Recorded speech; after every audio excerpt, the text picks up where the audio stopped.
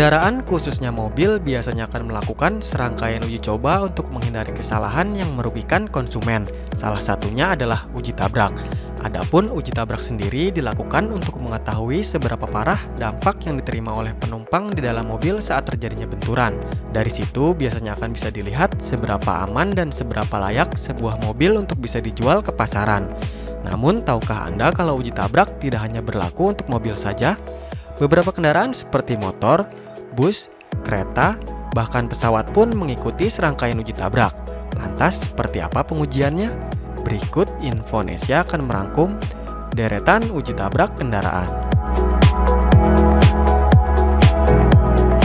Tapi sebelumnya buat kalian yang belum subscribe, jangan lupa untuk klik subscribe dan aktifkan loncengnya ya, supaya kalian tidak ketinggalan video menarik dan informatif lainnya.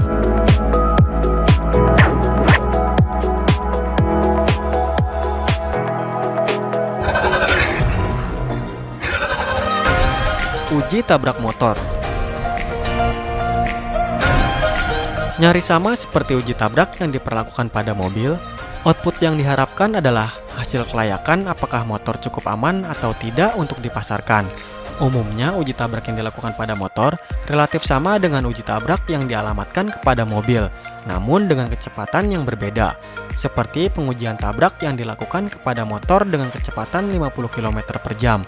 Karena kecepatan tersebut merupakan kecepatan yang bisa dianggap rata-rata kecepatan motor. Tidak cuma itu, uji tabrak yang ditujukan kepada motor juga menggunakan medium tikungan, sehingga bisa dilihat seberapa jauh dan seberapa kecil sudut yang dibentuk oleh motor dan aspal. Hal itu juga bertujuan untuk melihat seberapa baik keseimbangan motor saat melakukan tikungan.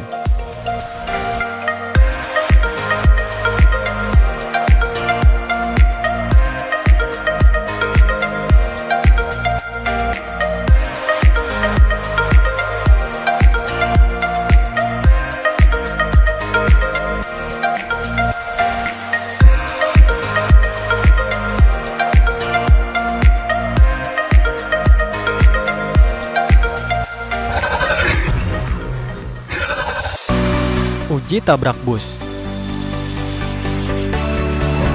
Sebagai transportasi massal yang mengangkut banyak penumpang, faktor keamanan dan keselamatan penumpang bus menjadi sangat penting.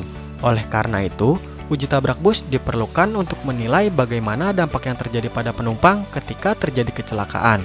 Uji tabrak yang dilakukan pada bus umumnya sama dengan uji tabrak pada mobil. Namun, pengujian kekuatan kursi dan dudukan kursi penumpang memegang peranan yang sangat penting dalam menjamin keselamatan dan kenyamanan penumpang saat menggunakan transportasi massal.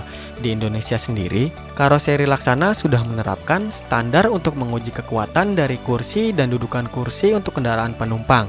Karoseri asal Ungaran Jawa Tengah ini menerapkan uji standar keselamatan UNECIR 80 pada struktur pemasangan dan kekuatan kursi bus di armada-armada Laksana. Tidak hanya itu, Karoseri Laksana juga menjadi yang pertama melakukan standar uji guling pada bodi busnya. Jika diperhatikan, ada tulisan ECIR 66 pada emblem yang menempel di bodi bus. Tulisan itu merupakan singkatan dari Economic Commission Europe Regulation nomor 66. Standar guling ini diberlakukan pada negara-negara Eropa yang tergabung pada masyarakat ekonomi Eropa. Tujuan dari standar uji guling ini yaitu membuat bus yang lebih aman ketika terguling, sehingga cedera penumpang yang ada di dalam bus bisa diminimalisir.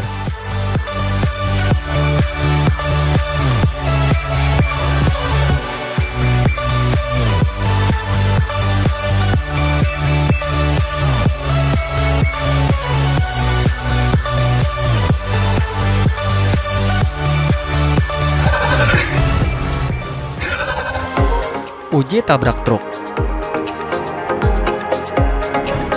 Selain uji kelayakan, mobil truk juga menjalani serangkaian pengujian. Salah satunya adalah uji tabrak, yang bertujuan untuk memastikan keamanan pengemudi di dalam kabin ketika terjadi kecelakaan. Salah satu negara yang memiliki beberapa standar kelayakan kecelakaan untuk truk berat adalah Swedia.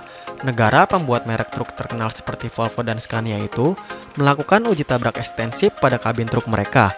Scania telah melakukan uji tabrak truk sejak awal 1960-an, dan perusahaan Swedia tersebut terus melakukannya hingga hari ini. Rangkaian uji tabrak terbaru melibatkan uji guling untuk menguji keefektifan airbag samping yang inovatif. Perusahaan tersebut memperkenalkan airbag samping pertama di dunia untuk truk.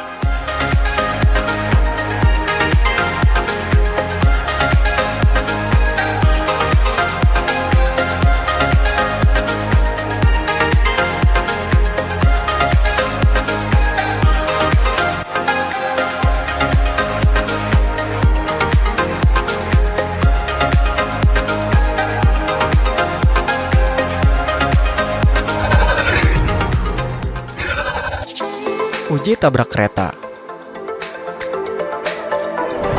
Uji tabrak kereta bertujuan untuk memastikan bahwa masinis kereta api akan terlindungi jika terjadi insiden seperti tabrakan dengan kendaraan lain saat melintasi perlintasan kereta. Seperti yang diketahui, tingginya angka kecelakaan yang melibatkan kereta didominasi oleh kecelakaan yang terjadi di perlintasan. Sementara dari segi penumpang, kekuatan kursi dan dudukan kursi penumpang juga memegang peranan yang sangat penting dalam menjamin keselamatan penumpang saat terjadi kecelakaan. Selain uji tabrak dengan penghalang yang ada di depannya, salah satu perusahaan kereta api Cina melakukan uji tabrak kereta berkecepatan tinggi. Uji tabrak itu dilakukan dengan menabrakkan lokomotif dengan lokomotif yang tidak bergerak dengan kecepatan 76 km per jam. Hasilnya, ruang di dalam lokomotif tetap utuh setelah terjadinya tabrakan.